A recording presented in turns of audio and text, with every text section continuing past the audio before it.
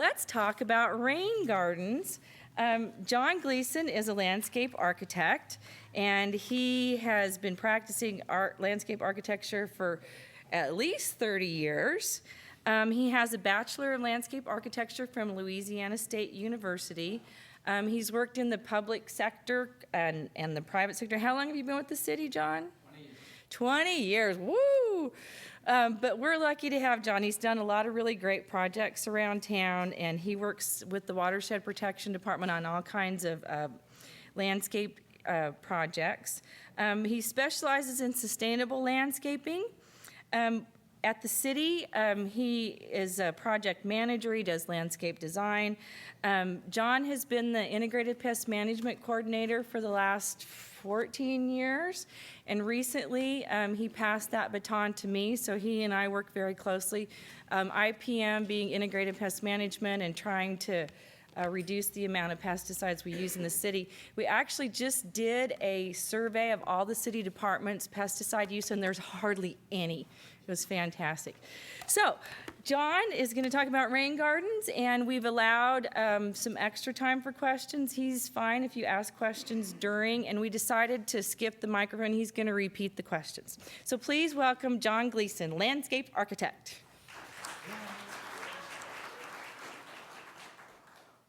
Thank you, Denise. So yeah, if you have questions, I know I'm not going to cover everything on each slide that I really want to as far as the detail. I tend to gloss over some things that you may want to know, so feel free to raise your hand and let me know if you have questions. I'm delighted that we're in a different weather pattern now than we used to be last summer. We have more rain coming. We've got the rain gardens getting a workout now instead of just sitting there waiting for rain. And so that's putting me in a better mood than last summer. That was a tough summer. So I'm here to talk about rain gardens. I want to pick up on some of the principles and information that our previous speaker, Matt Holland, talked about earlier. There were some questions already popping up about rain gardens, so I'm here to define them, to describe them, talk about the plants, talk about maintenance, talk about what the city requires, and what you might want to do in your own yard. So everything rain gardens. So what is a rain garden? I think that many of you have heard of this term before, but why don't you give me a show of hands who have? Who's heard of rain gardens? Okay. Most everybody. But it's kind of like watersheds. You know, you kind of know what it is, but what is the real definition? It's a shallow vegetated depression that is designed to absorb and filter runoff from impervious surfaces such as parking lots, driveways, rooftops, that kind of thing. And so the primary benefit and intent is to protect our watersheds. It's to clean up water and slow it down before it gets to the creek, and I'll talk more about the benefits later. But also, it's going to conserve water. Maybe in some areas you don't have to use as much irrigation to water the plants in your yard. You can conserve energy. It's wildlife friendly. They can look good. So it's got multiple benefits. And as Denise mentioned, a lot of this information is in our brochure. You'll be able to follow along because for the most part I'm going to follow the 6 steps in our rain garden brochure. The brochure is intended primarily for a residential audience, but it's also appropriate for landscape professionals and to some degree commercial projects. So I want to take a step back and talk about watersheds because I've already talked about the benefits. There are some benefits to watersheds, but what is a watershed? Again, many of you know what a watershed is, and maybe some others may not be sure. So those who know what a watershed is, let me have one of y'all define what you think a watershed is. Anybody want to pipe up?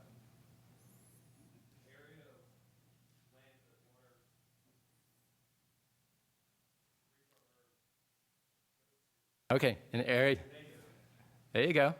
An area of land that water goes to. So it's a drainage area.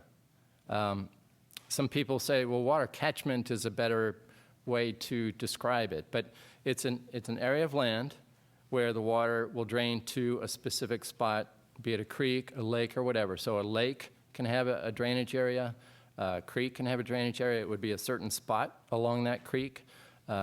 Way up at the headwaters, the upper part of the watershed, the drainage area would be smaller, and further down it would be larger. So here's a map of Austin, and every piece of land everywhere, including Austin, is in some kind of watershed. You know, I've heard some people say, well, I'm not in a watershed. Why do I need to be concerned about that? Well, everybody is in a watershed. You may be up at the perimeter of the watershed, so you don't have a large drainage area coming to your property, but everybody lives in a watershed.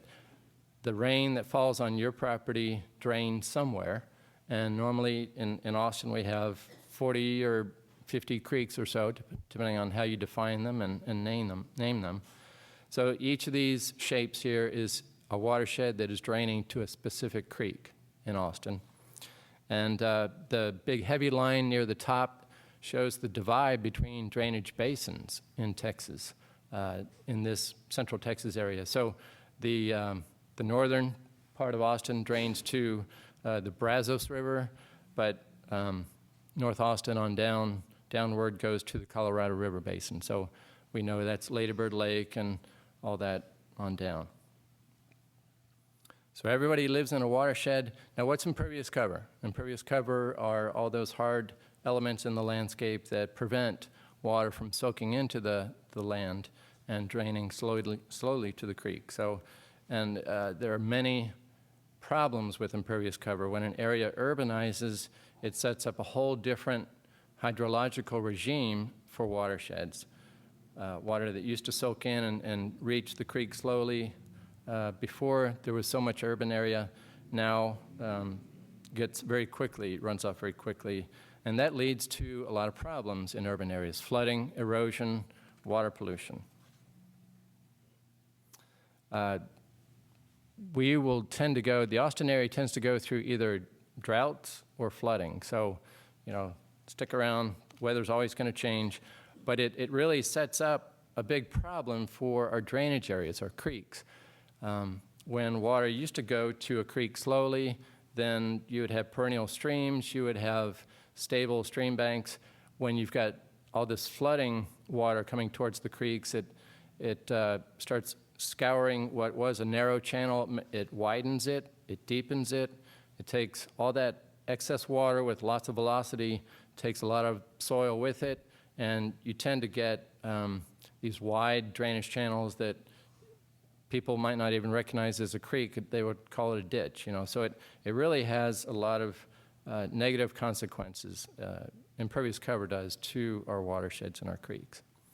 And here's an interesting chart I found where the amount of impervious cover, as the percentage goes up, the base flow goes down. Base flow in a creek is that flow that has gone through the soil and slowly through groundwater fed the creek. So it's not storm flow, it's not flood flows, it's the water that has slowly gone to the creeks. And this chart shows that the cubic feet per second, or the amount of water that's reaching the creek, goes way down. You're basically turning off the spigot for our creeks when you increase impervious cover so much. And that has to do with all that water getting to the creek very quickly, so it's scouring, it's causing all those problems, and you don't have that base flow, that groundwater feeding slowly.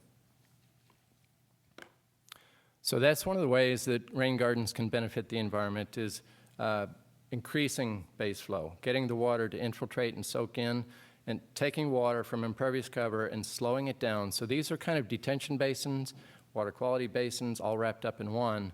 You're cleaning the water and you're getting it to infiltrate so that it's not reaching that creek so quickly. You're reducing stormwater runoff, increasing base flow, minimizing erosion, cleansing the stormwater, and reducing water pollution. There's a couple different ways to say the same thing there. And it's an approach to keeping water on the land.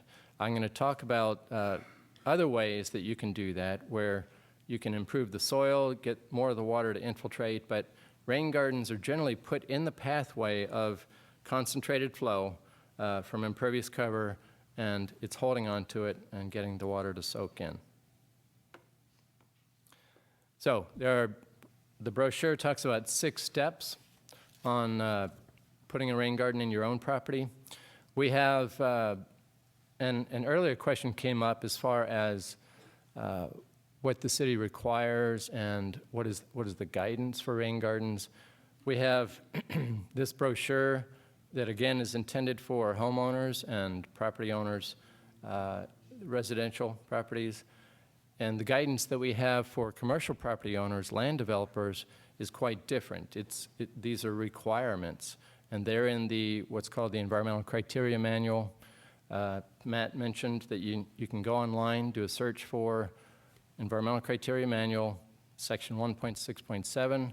That's where you'll find the requirements for rain gardens, for biofiltration, for all these other stormwater treatment devices that are required, and a developer has a choice among them. So the developer and their consultants can choose which type of stormwater treatment control that they can implement on their own property. But they have to do something, and individual property owners are not required to do that, but we encourage it. So that's what the brochure in this presentation is all about. But I want to address both commercial property and residential property where the rain gardens can be much more variable. They don't have to meet minimum requirements like sizes and things like that. I also want to address one of the questions that came up earlier as far as watering restrictions, but remind me if I don't talk about it later, I'll get into some of that. So you want to find the right location in your yard. And some general requirements or guidelines for right location is in the flow path of that runoff that we're talking about. So if you have a gutter downspout, you're going to put a rain garden in the pathway between where that water comes out and where the water goes to. Maybe it's the street or your driveway or whatever, something like that. You want to slow it down. If you have water just coming directly off the roof, then we feel it's appropriate to put in a rain garden even pretty close to the foundation, the house or structure, whatever you're putting in. Most of the time you'll see guidance that says keep any property that, any low water basins or whatever away from your property. We've seen many situations where rain gardens have been put in pretty close to a foundation, and it hasn't caused problems. If you have really high clay soil conditions, shrink swell situations, your foundation has maybe shifted in the past, then I would push the rain garden further away so that it's not right next to your property. So at least 10 to 20 feet away from your foundation is a guideline for if you have high clay soil conditions. Otherwise, don't worry about it too much. So you're going to be capturing runoff from the roof and downspouts and within the existing flow paths. You want to avoid putting in a rain garden in utility easements. Most property has some kind of easements on there, and the landscaping in those easements does have limits on what's allowed. If you have underground utilities, then the utility company is allowed to go in there if they need to repair the pipe or whatever and rip out the landscaping, and is not required to put that back in. That landscaping is the responsibility of the homeowner. So keep that in mind. You want to avoid the easements. Right-of-ways, you probably want to avoid those. Again, that's not your property, that's public property. Steep slopes and bedrock, avoid that. Tree roots, be careful around big existing trees. You're not going to want to disturb those root systems too much. The foundation issue I talked about earlier. And then you don't want to impact your neighbor, but generally rain gardens are going to be slowing down the water, getting it to infiltrate on your property, so it's almost always going to be a benefit to your neighbor. Rain gardens can take the shape and size of many different sizes. You can squeeze them in on small pieces of property. It's generally not going to be as effective, perhaps, if it's undersized for the drainage area. But don't assume that if you have a small piece of property, you can't use a rain garden. You can. So this is taking runoff from the downspout, which is on the right side of the slide there, and taking it into perforated pipe, and then the pipe is directly underground in a sandy growing media with the plants in that the gravel area. So that's where the water is going to, and it's soaking in the ground in this situation. This is where the Concordia College used to be. That's where this development is. So this was one of the first developments put in where Concordia University was torn down and moved. So you've come up with a location, hopefully. The next step you're going to want to do is investigate the soil. I'm asking you to dig down about 12 inches or so, put in a hole that's 6 inches wide or maybe wider, it doesn't matter, but the depth is important because you're going to add water to that hole twice. You're going to put it in once, saturate the soil. The second time, you're going to measure how quickly that water infiltrates into your soil. What the guidance asks you to do is start measuring once you put that second batch of water in, after the first batch is soaked into the soil and get the soil moist enough. Fill the hole again, fill it to 6 inches or so, take a measuring tape or a ruler, figure out how quickly, how much time it takes for that water to infiltrate into the ground. You want the water to absorb into the soil within a day's time, 24 hours or so. If it soaks in 24 hours and you've measured that 6 inches, and that's the amount of water that's soaked into the ground, then that's about a 1/4 inch per hour or so. That's the infiltration rate. So it's a guideline. If you're doing this on your property and it takes a little bit longer, let's say it's a day and a half, that may be acceptable. We have a lot of clay soil around here. The clay soils are tight. They let the water soaks in slower than, let's say, a loam or a sandy soil. But clay is what's typical around here, clay and rock, especially on the west side of Austin.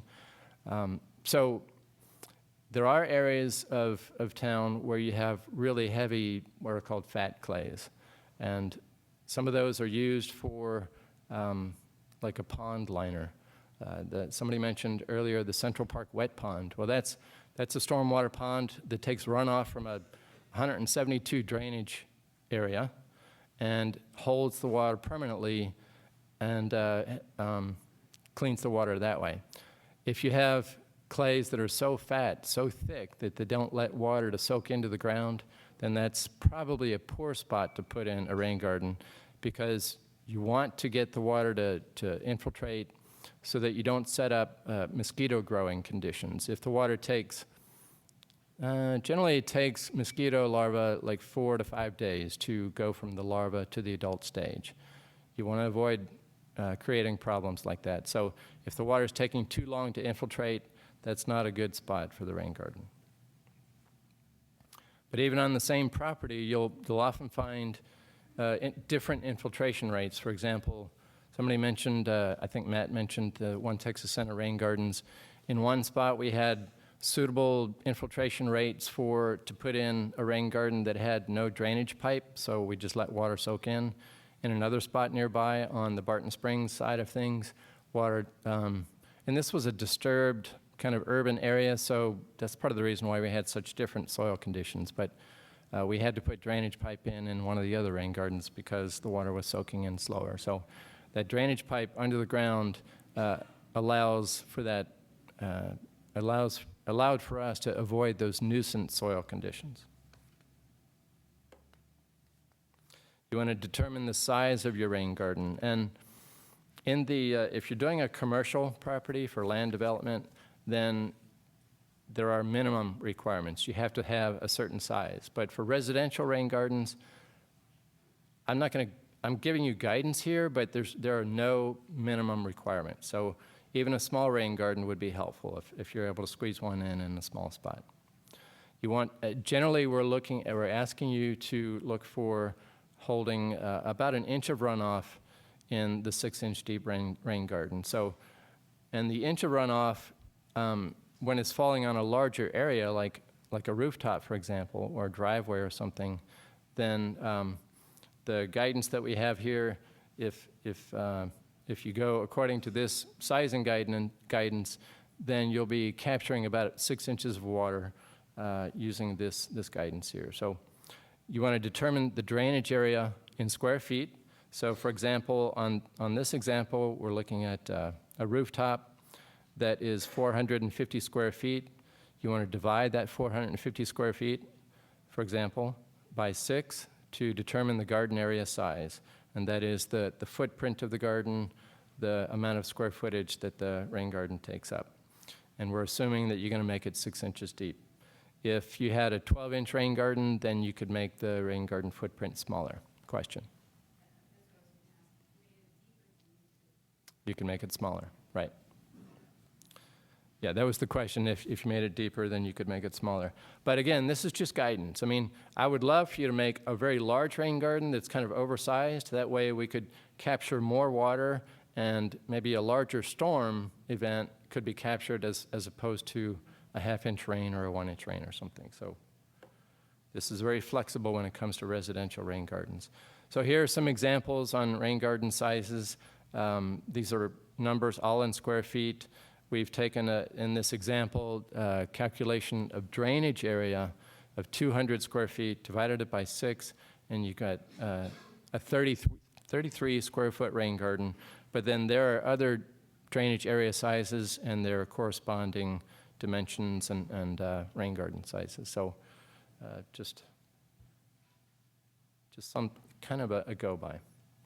To determine the shape here, if there are existing plants, because you're digging down, you're going to have to remove those existing plants, and if they're desirable, put them perhaps back into the rain garden. You can put rain gardens near trees, but be really careful that you're not disturbing an excess percentage of the tree roots. You don't want to cut any major big tree roots. You can take out some of the smaller feeding roots because there's a large percentage of them for the tree, but just be very careful with existing trees. One way to envision the size and shape on the ground is to just put ribbon or a hose or something in the shape of the rain garden so that you can start to envision what that rain garden is going to look like. It's really best if you can thoroughly eradicate all the weeds in the rain garden, just like doing any other garden bed. If you're able to dig down, if you have a very weedy site, let's say you've got a lot of Bermuda grass or, good gracious, Johnson grass or something, KR blue stem, ouch. You're going to want to dig down and maybe be sure to get all the root systems on those weeds, pernicious weeds, or just dig down 4 inches or so and put that aside. Don't use that soil. Get all new soil, or just avoid the weeds if you can. It's really much easier to get rid of the weeds as you're preparing the garden rather than not focusing on that and pulling the weeds as the desirable plants, after the desirable plants have been put in. So keep that in mind, just like regular garden beds. So now it's time to dig.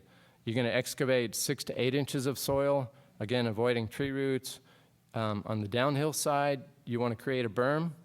That is a mound of soil to hold that water in place, and try to figure out overflow. So, one way to determine that is after you've created a basin, wait for a rain, consciously go out there when it's raining, figure out what the water is doing. You don't want it to be concentrated, so the berm there on the right-hand side, the diagram is the left downhill side of that rain garden there.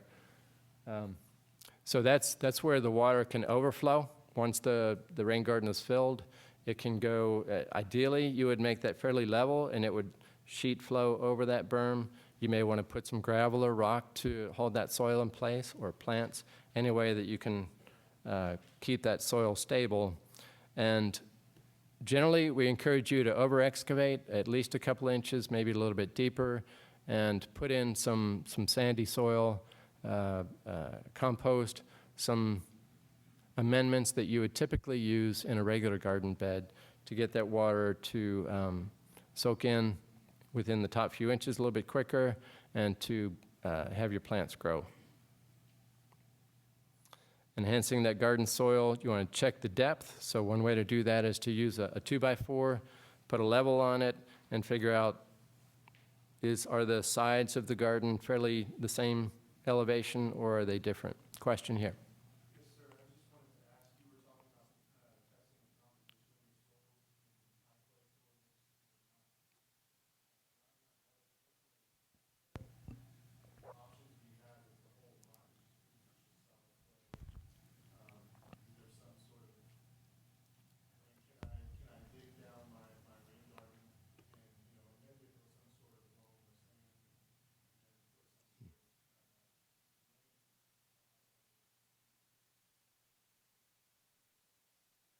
Okay, that's a good question, and I'll summarize it. He was saying, what are your options if you have high clay soils, and as I just expressed, it may not be a good spot for a rain garden. Well, yeah, you do have some options, and the best option is what you mentioned, getting a drainage pipe underneath there. So you would dig down probably deeper than I mentioned, maybe 8 inches a foot or so, and put in a pipe that has holes in it, a perforated pipe, and you're going to have to wrap that in erosion fabric or something like that to keep the soil from migrating into that pipe.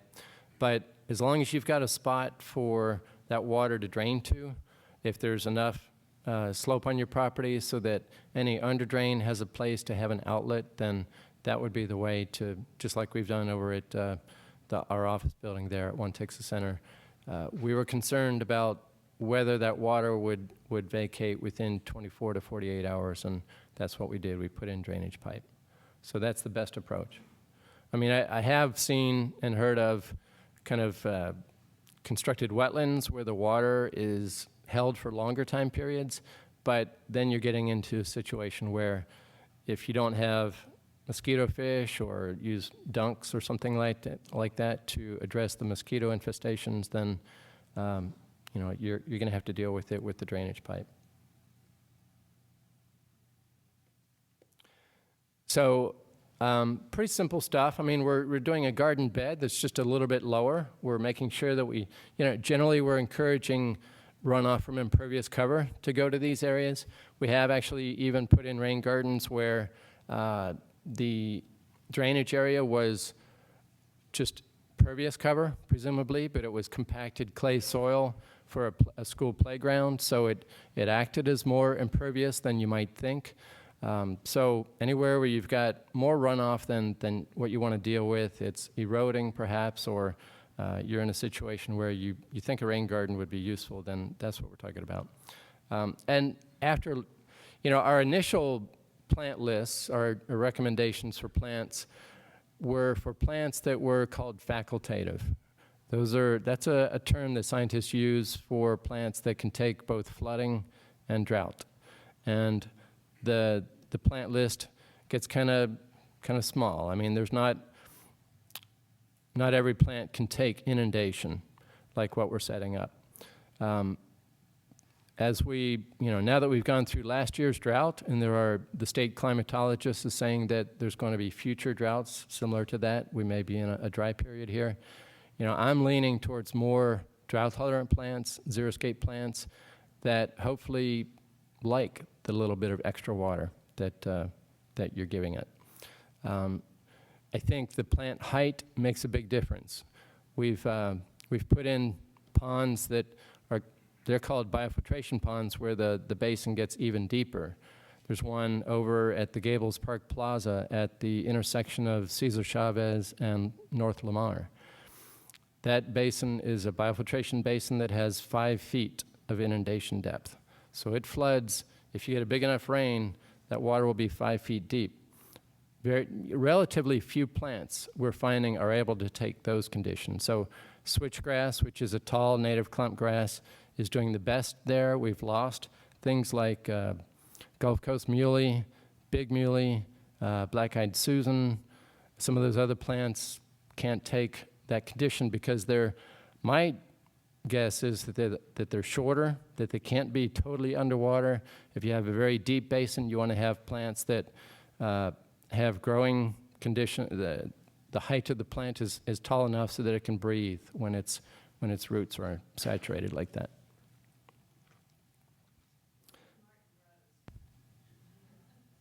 What kind of rose? Oh, right. What was the name of that one? Say it again. Peggy Martin. Okay. Comment that the Peggy Martin rose will take those conditions that survived the Katrina, Hurricane Katrina conditions. So yeah, I did the landscape design for the One Texas Center rain gardens, and it was, again, after the drought of last summer. It was right at the end of that. And I've gone with all xeriscape plants. Generally in the commercial rain gardens, we're using a growing media, a filtration media that's quite sandy. So we've got these very artificial growing conditions where during times of rainfall, you've got way more water than what most plants are used to, saturated growing conditions. But the engineers that I'm working with, they're wanting that water to be able to excavate again within 24 to 48 hours. So we can't have, let's say, clay soil, or even some loam soils are going to hold on to it perhaps for too long. So we've got, and then you've got the drought. So a lot of native plants are used to the different growing conditions than the sandy soil conditions that we've got for commercial projects. So, but in the residential rain garden, I'm encouraging loamy soils, maybe with a little bit of sand and compost. I think there's a question.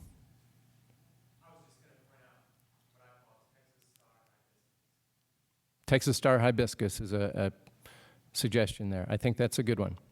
I'll show a project in one of the future slides that has that plant as one of the plants in the list.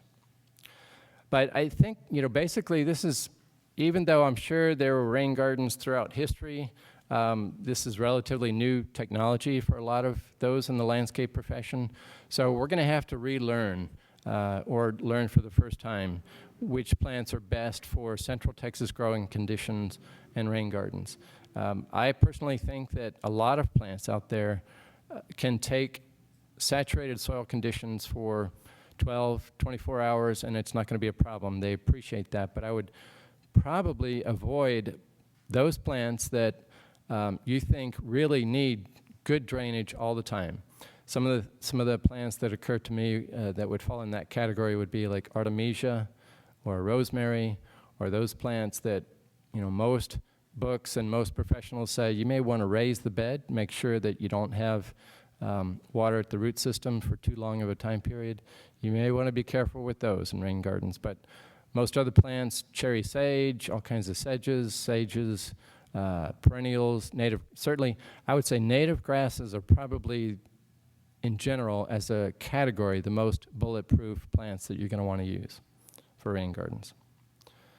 But keep in mind, those plant roots are going to help maintain the soil porosity in the soil. So they're going to reach down into the native soil, whatever that is, as long as you don't have a liner, and most residential rain gardens would not have anything like a barrier in between the growing soil and the native soil. So they will increase the infiltration rate of the native soil below. You may have a fairly heavy clay when you first create, check out the soils, investigate the soils and see what you have, but they will increase permeability as a fibrous root system such as the native grasses have get down into the native soil and break up that soil and create flow paths, little micro flow paths into that native soil. We're suggesting that you add mulch just like you normally would in a plant bed. If you have water that's really coming through a rain garden at a high velocity, which is not typical, you might consider a gravel type of mulch, but otherwise the wood mulch is going to be adequate, and it's going to help maintain that soil moisture during the dry periods.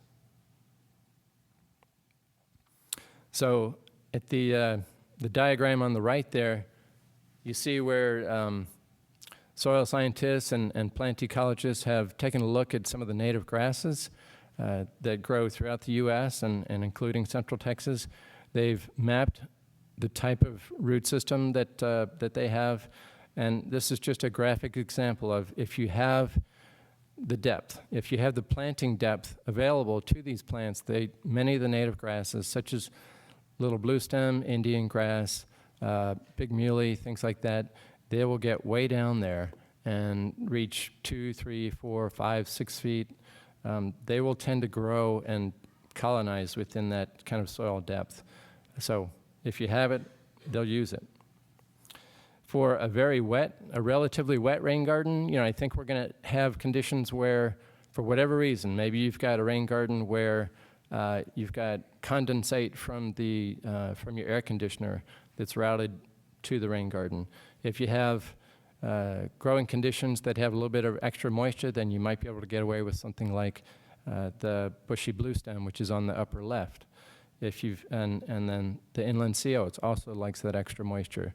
But I have found that inland sea oats will also take drought too. So that's a good one that's quite flexible and can take very variable growing conditions.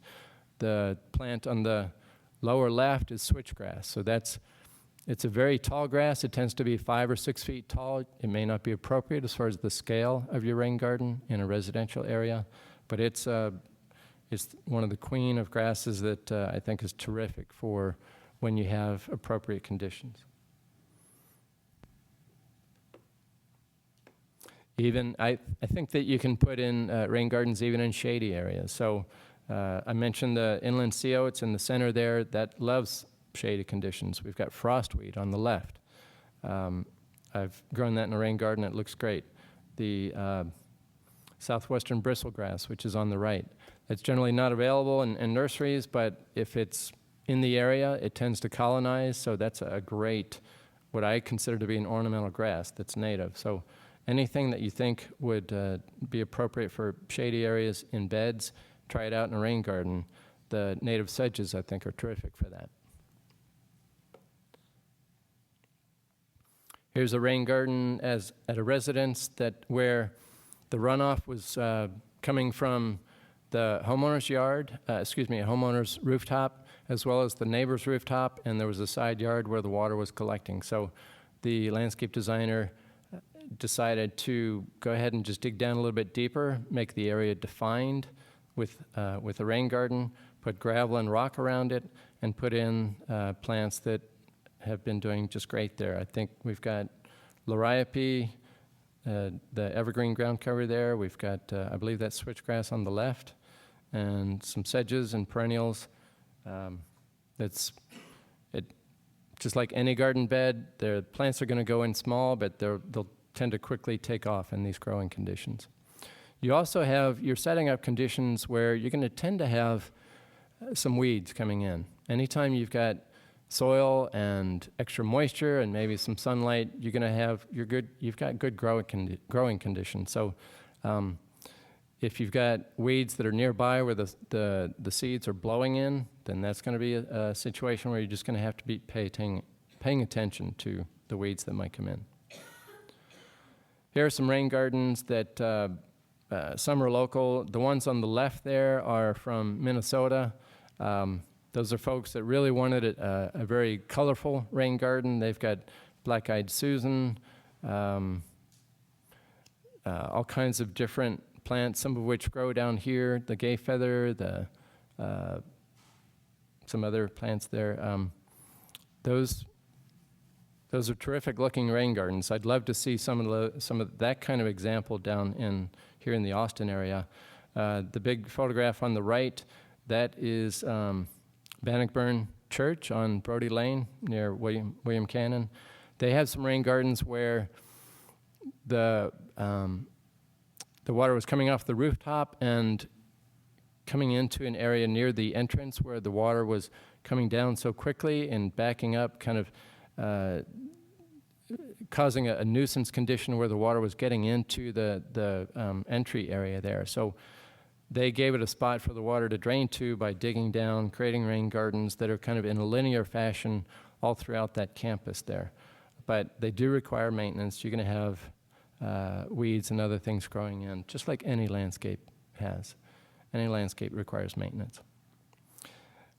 So as far as maintenance, we have all these Grow Green brochures, Earthwise guides that will help you, that address aphids, other insect pests, fire ants, fleas, plant diseases. We've got a weeds fact sheet that categorizes the weeds into whether they're annual or perennial, tells you how you might take care of them. Generally, we're asking that you just pull them out, especially on a relatively small rain garden. It's hopefully you're able to just manually remove the weeds rather than resorting to chemicals. Most of the time, fertilizing is unnecessary in these conditions, especially if you're using native plants and you've maybe put in a little bit of compost in the growing media, then generally fertilizing is not necessary. And keep in mind, this would be especially for commercial rain gardens. There are several different chemicals that tend to be in runoff from mostly from parking lots and streets and things like that, and that includes nitrogen and phosphorus. So a lot of times, especially in the past, what developers have used is just a sand filter, a physical filtration mechanism that gets that dirty stormwater to soak through and drain out the underdrains. Sand filters are especially good at removing sediment and solids and things like that. Not as good as rain gardens and biofiltration ponds for removing the dissolved constituents in there, especially the nutrients in there. So rain gardens are especially good at getting rid of the tougher to remove pollutants in stormwater. Just to highlight some of the main points here, the infiltration is going to prevent the mosquitoes. Just like any new landscape, you're going to want water to establish the plants, but generally once they're established, hopefully they can make do with almost no ongoing irrigation. I wanted to talk about the question earlier as far as what do we do when we have these watering restrictions. We're asking, especially in commercial property development, we're requiring developers to put in a certain amount of landscaping, but then limiting them on the watering to keep those plants alive. We don't want to see these plants die from the drought. So yeah, we do have, and so we basically allow a couple of options there. You can either postpone your landscaping if many people put in their landscaping before the restrictions were in place and so got caught in the bind there. But if watering restrictions are already in place, then the city allows you to postpone the landscaping until a more appropriate time. If your landscaping is in place, then you're allowed to water with an automatic irrigation system during stage 2 watering restrictions, which we're currently in right now, and probably will continue to be for a little while here. You can water with the automatic system once a week, but you're allowed to hand water the other days of the week as long as you're doing it during your watering time. We don't want you to be spraying a lot of water during the hottest time of the day. So early in the morning or late in the evening are the best times to water. So hand watering includes truck watering. With those trees that got talked about, that would have been the appropriate response. Is you've got trees in a parking lot or in a residential yard, whatever, but in a parking lot, a developer, that would be his best option. Truck watering is compliant with the hand watering requirement, so that would have been the best way to respond to keeping those trees alive. We're looking for everybody to be responsible as far as the landscaping that they're putting in. So there are some public rain gardens. This is the first public rain garden that got installed over at Big Stacy Park in the Travis Heights neighborhood. It takes runoff from, well, there are a couple of rain gardens there. So one of them has about a 2-acre drainage area. Another one has more like a 3 to 4 acre drainage area. So it's taking, and what we're trying to do with our public rain gardens is this is what would be called a retrofit. So the city paid for this. We're trying to clean up the dirtiest water out there. We want to get the water from the streets clean before it goes to the creeks. That water can be incredibly nasty. Y'all have seen maybe a wet pond or or the local lakes around here get really black and mucky after a big rainfall. Well, that's the water pollution that we're trying to clean up before it gets there. So many of the developments in the central part of Austin were built before there were requirements for these runoff situations. But ever since the early 1980s, we've required water quality ponds to clean it up before it gets to the creek. This was built about 2.5 years ago. It was before the big drought, but I was experimenting with plants that could take drought. So I've got twistleaf yucca, I've got cherry sage, I've got all kinds of drought-tolerant and xeriscape plants in there. I've also got things like the sable palmetto, which is a native palm which doesn't get a trunk. It tends to be 5 to 6 feet tall or so at the mature height. They can take drought as well. So that's one that gives you a tropical appearance, maybe especially appropriate near a pool or something like that. And but once it's established, it can take drought. It may grow slower in very dry growing conditions, but I think it will be an option for us. A lot of native grasses in there too. Some of the perennials that have done well include Hymenopsis, like the cherry sage and some of the other native perennials that are available in the nursery trade. Here's a plan view that shows the rain garden that I just showed in the previous slide is on the upper left, and it's taking runoff from East Side Drive there. The way we've got the design here, it's what watershed scientists and engineers would call a treatment train. So we've got the kind of, a hanger-shaped rain garden that has a 6-inch ponding depth. There's a stone wall that wraps around the whole thing. As the water fills up, it spills over on the low end there on the bottom part of the slide. It's got a very straight, what we would call a weir, where the water spills over, and then it goes through what we call a vegetated filter strip. So it's just a lawn area where we've got shallow flow. Instead of concentrated flow, it's all spread out, spills over the weir, and then goes over a lawn area that tends to infiltrate the water and get it to slow down before it's getting to the creek. So we've got 2 different methods of cleaning up that water. We have design criteria for developers that are allowed to use vegetated filter strips, and one of the requirements is to maintain that shallow spread out flow, sheet flow. We require what are called hedgerows or some kind of spreading device that after 25 feet or so, we require you to put in something that maintains that spreading sheet flow.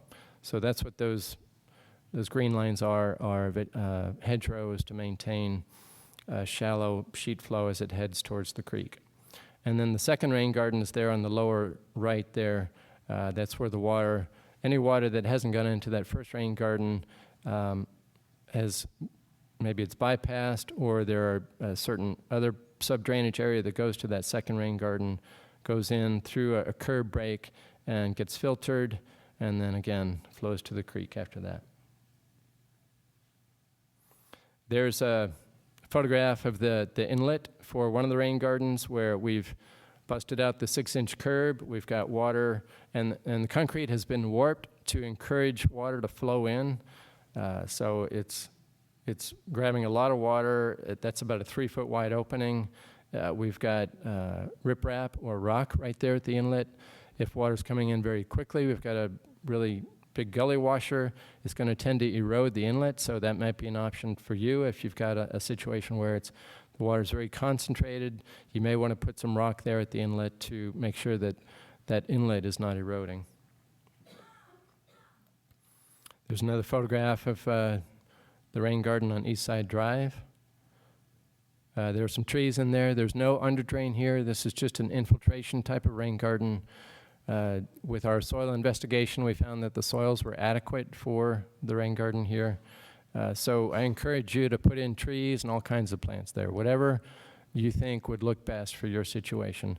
If you have you have those clay soil conditions, or you have a commercial rain garden where an underdrain has been proposed, then I would encourage you to maybe back off on the trees. We're a little bit worried about big root systems that can get into the perforated pipe and clog those. So be careful for rain gardens that have underdrains. You want to be careful when you have really big woody plants. You want to keep those far enough away where you think it won't be a problem. Yes?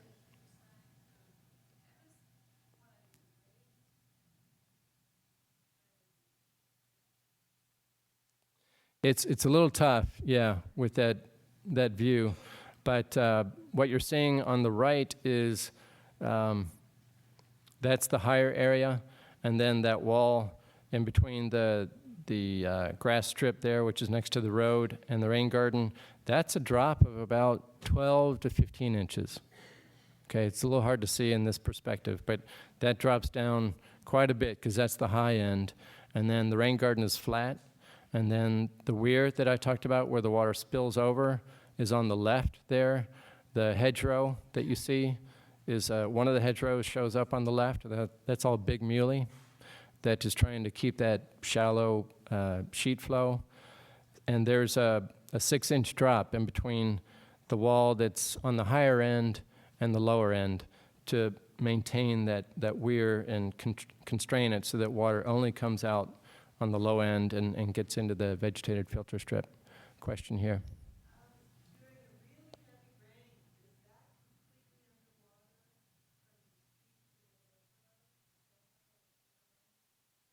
Okay, the question is, during a really heavy rain, is that area, and I think you're asking about the vegetated filter strip, is that completely underwater? That would be completely underwater. That's only about a 1/4 inch thick. So that's when I talk about sheet flow, that's what I'm talking about. I want it to spread out, flow over a very large area, so a lawn would be a great vegetated filter strip, as long as it's not real wavy and has all kinds of opportunities for the water to get concentrated again. So if you have a very wide, shallow, a wide, consistent slope to the lawn, then that would make a great vegetated filter strip. Now, in the rain garden, that's 6 inches deep. So that's where we have the inundation. So there's another view of it. Generally, since we put this rain garden in, I mean, we have flowers out there, and it's looked good during the spring and fall, but I don't have good photographs of when it looks its best. But at least it's green. All these plants, even weeds, they have root systems. They're going to help clean up the water. They're going to help maintain that porosity into the native soil. So even weeds will do their part. 20 years ago, everybody was, or we'll say 30. A lot of people were saying, well, native plants, those are all kind of weedy. Well, we're using a lot of those now. So rainwater harvesting in rain gardens is a terrific combination to use. You're taking maybe water out of a downspout coming off your roof and putting it into a rain barrel or a cistern, getting that water for future use. That's a great way to go. Any spill over from the rain barrel or excess water I would encourage you to take it to a rain garden. So again, that's kind of what some folks would call a treatment train. It's getting the first flush, what some may call the dirtiest water, into a barrel or a container, and then you've got a little bit cleaner water after that. Then you're getting into a rain garden. That's another opportunity to enhance that pollutant attenuation that rain gardens will provide. So there's the slide on the right. This is at the LCRA Redbud Center, where they have the cisterns are on the left. They have a lot of the roof runoff going into very large cisterns, which are used for landscape irrigation once they get filled. After that, so this is a commercial version of the rainwater harvesting in rain gardens, where any excess flow and water from the parking lot goes into the rain gardens there on the right. So you see a fairly deep basin there. I would say it's the inundation level may not be as high as what you might think, like the stone wall on the left, I think that it has an outlet where water can escape after it fills up 6 to 12 inches or so. What was the plant that you mentioned there? Star hibiscus? Yeah, that's what you see there. The red flowers are nice and tall. It's done quite well there. One of the projects I mentioned earlier is the Sand Beach biofiltration pond. That's the one that has the 5-foot flooding depth. It's at Cesar Chavez and North Lamar. The Gables Park Plaza development is in the background there. So there we see a lot of switchgrass on the right. This photograph was taken a couple of years ago. So it doesn't show current conditions where we've got some of the plants that were put in out there have not done well because of the 5-foot inundation depth. But what you're seeing there, let's see, we've got, I think that's Big Muley in the foreground. Amazingly, I think Big Muley is a great plant for rain gardens. Will take probably flooding conditions that are up to 12 inches, 18 inches or so, but it's not doing well with that 5-foot flooding depth. So those have gone away. The switchgrass on the right is doing fine, I think partly because it's just so adaptable.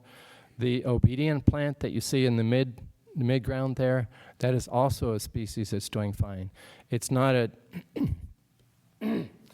it's a perennial that gets to be about 18 inches to 2 feet high. So it's not, it's going to be flooded completely when that whole basin fills up. But it's one that apparently is quite adaptable, loves the moisture, and is another survivor in that situation. Let's see, there's wax myrtle in the background. That's an evergreen shrubby tree that is doing well in that situation. So anything in that, based on your experience or based on references that say, this plant will take extra moisture, but it's drought tolerant, that's the direction to go. I've mentioned One Texas Center. These are brand new rain gardens that were installed last fall. And here it is with these winter rains. They're filling up within, there are 3 rain gardens there. One of them on South First Street has a 6-inch inundation depth, and the other ones have about 12 inches. That's what they look like. It's a little bit odd seeing a landscape bed that's flooded like that, but get used to it. I think you're going to see a lot more around town. I've used twist leaf yucca in there. That's the evergreen plant. A lot of native perennials and grasses. Cherry sage, Mexican, what is that? I can't remember now what all the plants are, but very, very drought-tolerant material. And we'll see how they do this winter with that extra moisture that they've got when the warm growing conditions come up back in the spring. We'll find out if we've lost any plants there. Here's the West Rain Garden where this is strictly infiltration. There are no drainage pipes underneath. That's New Gold lantana. Right now it's completely dormant. You don't even see it. It's just sticks. It's been cut back. We'll see if that is going to be able to take those growing conditions.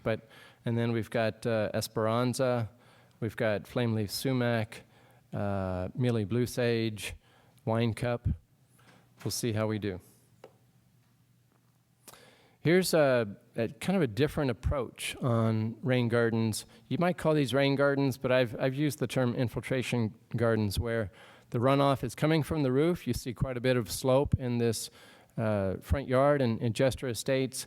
The homeowner has routed the downspouts into perforated pipe, which is taken underground and headed down the slope there, and it's wrapped behind those low brick retaining walls that they have. So they've got water that they're trying to get the water to soak in and naturally water those landscape beds. And so you can get by with, you might call it a rain garden, or you might call them infiltration trenches or gardens on a sloped condition, but we're just trying to get that water to soak in and held in the beds. Here's one where, mostly I'm showing you a lot of photographs where they're not mature landscapes. I'm going to show you one where in Illinois, a homeowner put in a rain garden. Here it is after about a year, where the plants are really starting to fill in.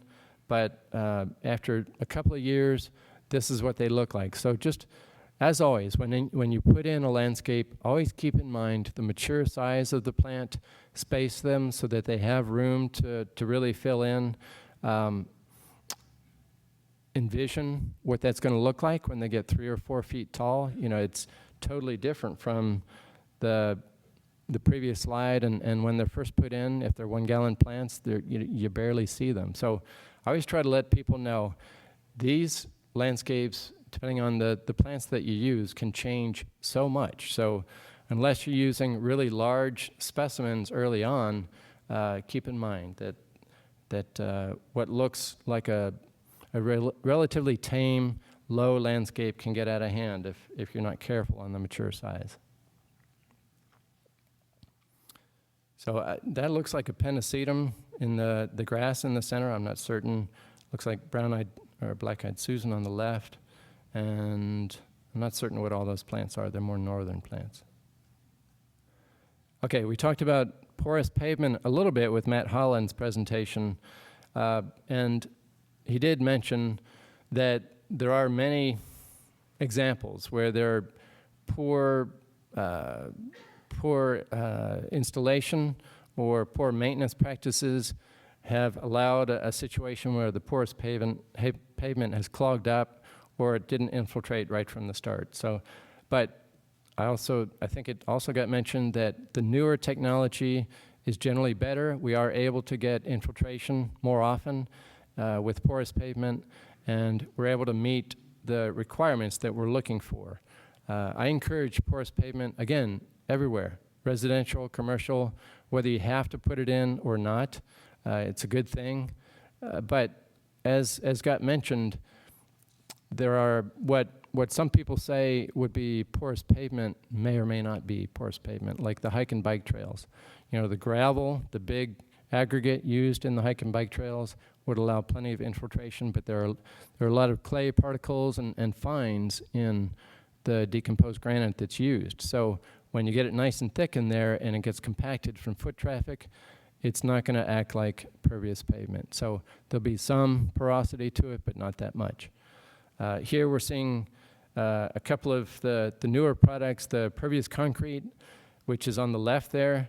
That's the just Portland cement color there.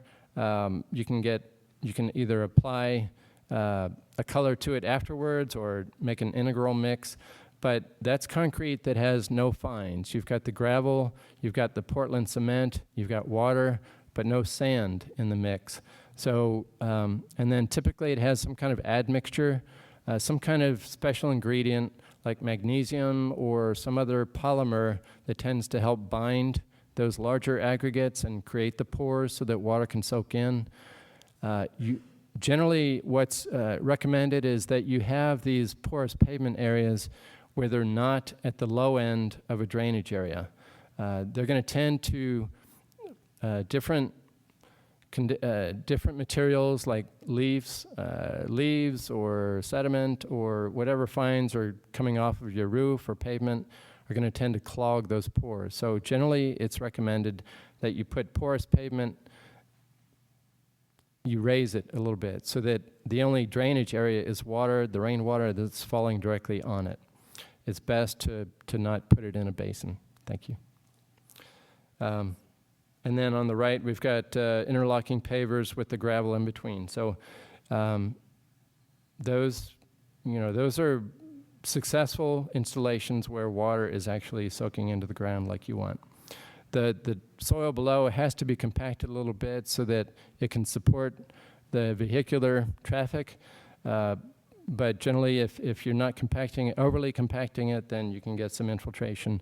Again, you may have a situation in a commercial project where you have to have drainage pipes underneath so that water, any excess water has a way to escape. Another technique that I would encourage a way to just keep water on the land is just restore, especially when you're putting in a new landscape. Use soil restoration techniques where you're incorporating compost into the soil, maybe even some sand. But here's a situation where it shows the difference when you've used composted soil. Here they tilled in a couple of inches of compost into the soil where the really lush grass growth is, and there was no compost used in the areas where the yellow-green lower grass is. So compost can make a huge difference. It kind of reminds me of my favorite, not joke, but quiz, pop question. What's full of holes but still holds water? A sponge, okay? That's what compost is. It's little tiny sponges that you're incorporated into the soil and getting that moisture to be held for a much longer time period. So that was the last slide. I think we have time for questions. Is it 15 minutes or so? Okay. I didn't get many questions during the presentation, so either I covered all the details or I bored you completely.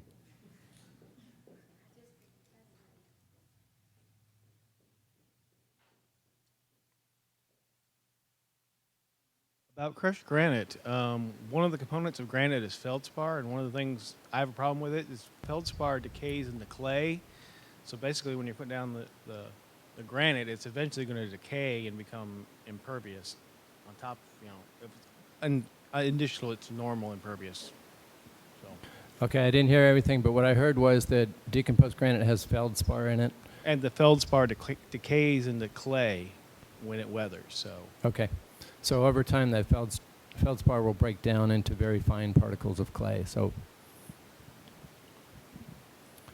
that's decomposed granite has been proposed and used often as a soil amendment, especially for trees.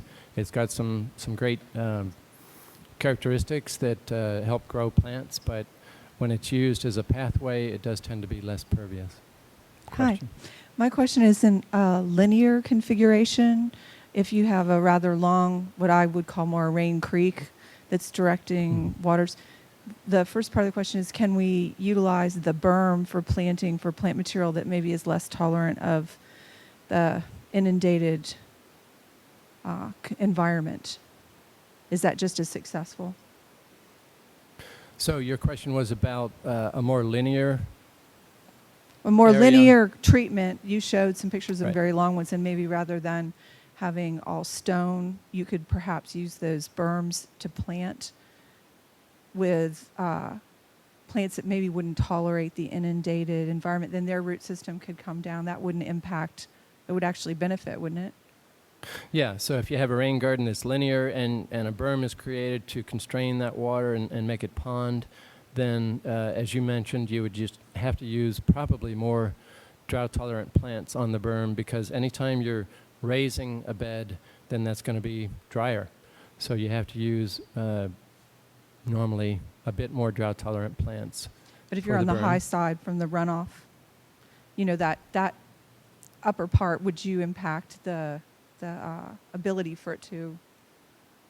For example, your picture had the lawn garden that had the rock wall. Right. If that were not all rock, or say it was bouldery or something more like the native environment, could we plant along that area and it still would function to clean the water coming off the street rather than do it in rock? Yeah, so we used cut limestone Right.